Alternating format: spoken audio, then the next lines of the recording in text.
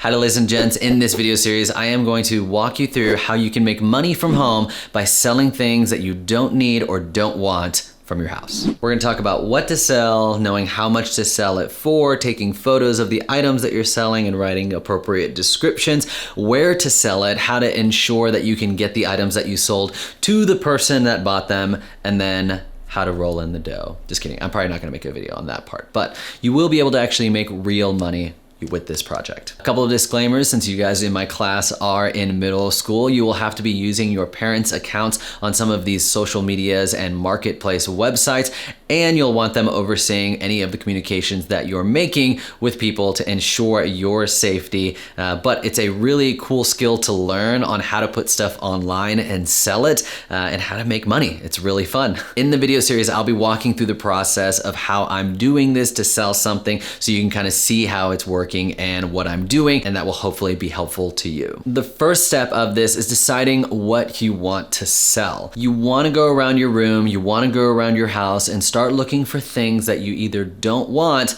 or don't need. The way that I think about this is if I find something like this might be able to be sold, I ask myself, have I used this in the last year? Now, if you find this kind of hard because you're like, I don't want to get rid of any of my stuff, I love all of it, here are a few things that you can think about on whether or not you should sell something. One of the questions I ask myself is, have I used this in the past year? Sometimes I'll find something and I'll be like, oh, I love this, but then I think, well, I really haven't used this. I don't really plan on using it. So do I really need to keep it? I also ask myself, could this be something that I could easily replace? And the barometer that I use in my head is, could I replace it for less than $20? So if it's something that I might not need, but if I did need it, I could replace it for less than $20, then I'll go ahead and sell it. I'll probably sell it for more than $20 because I don't want to have to go buy it again and then end up paying more than what I sold it for. So have I used it in the last year? Could I replace it for less than $20? If you've seen the documentary by Marie Kondo on Netflix, then you know that one of the questions that she asks when she's decluttering and selling things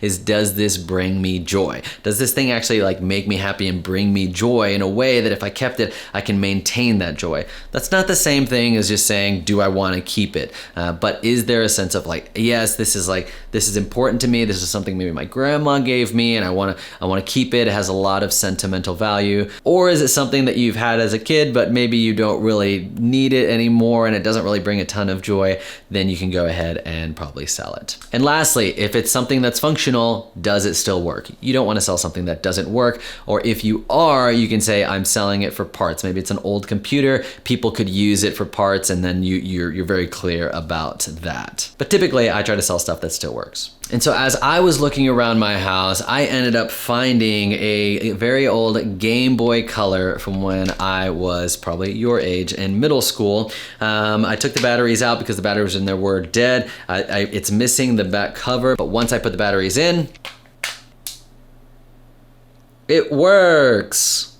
So it is functional. I probably won't be sending it with the batteries. And so I asked myself, have I used this in the past year? No. Could I replace it for less than $20? Probably not, but I don't think I would want to replace this because I don't play Game Boy Color anymore. And if I wanted to go buy a Game Boy, I would probably just go buy a newer handheld device, maybe a Nintendo Switch, if I was looking for a handheld game. And even a lot of the Nintendo Switch stuff has a lot of these old games, so it's not like I wouldn't be able to play some of the old games that are on here. So there really is no reason for me to keep this. It doesn't really bring me a ton of joy to have it and to see it. And so for me, this is a good item to sell. I have several games with it as well. I plan on selling it as like a bundle. I don't really feel like selling this with the games individually, just because it's going to be easier for me to only have to send one thing to someone as opposed to sending several things. So in this series, I'm going to walk you through my journey to selling this Game Boy Color with a couple games and accessories. So